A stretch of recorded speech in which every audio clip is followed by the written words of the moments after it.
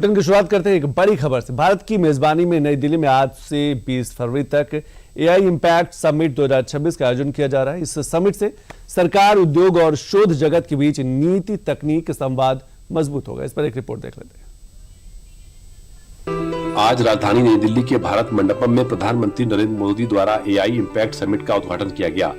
16 से 20 फरवरी तक चलने वाले इस वैश्विक सम्मेलन को विकासशील दुनिया में आयोजित अपनी तरह का एक प्रमुख सम्मेलन माना जा रहा है। इसमें Brazil, France, Spain, Finland, Netherland, UAE सहित 100 से अधिक देशों के प्रतिनिधि शामिल हो रहे हैं। इसके साथ ही तकनीकी क्षेत्र की राष्ट्रीय एवं बहु अंतर्राष्ट्रीय कंपनियां जैसे निविडिया, गूगल, ओपनआई, माइक्रोसॉफ्ट, अमेजन और डीप माइंड भी इस सम्मेलन का हिस्सा रहेंगी।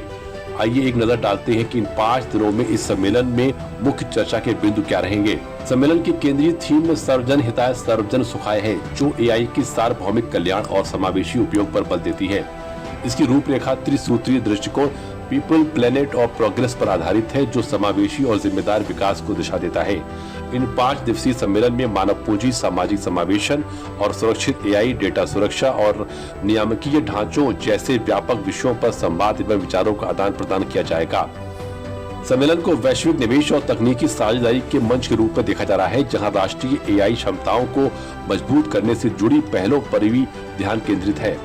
इसी क्रम में समिट के दौरान भारत जैन पहल के तहत परम 2 बहुभाषी एआई मॉडल लॉन्च किया गया, जिसे भारत की भाषाई विविधता और प्रशासनिक आवश्यकताओं को ध्यान में रखकर विकसित किया गया है।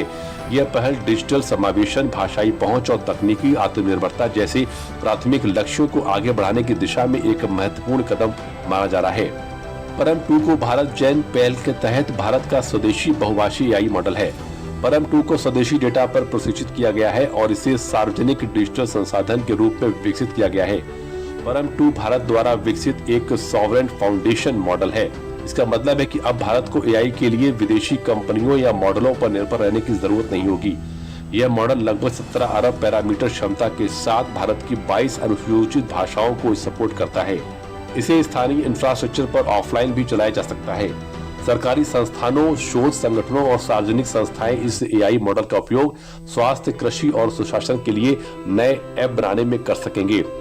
एआई इम्पैक्ट समिट 2026 को भारत की तकनीकी क्षमता और वैश्विक नेतृत्व की आकांक्षा के संकेत के रूप में देखा जा रहा है। जहां एक ओर वैश्विक सहयोग और निवेश की संभावनाएं आकार ले रही हैं, वहीं दूसरी ओर देश के भीतर एआई आधारित पहलों के क्रियान्वयन को भी गति मिल रही है।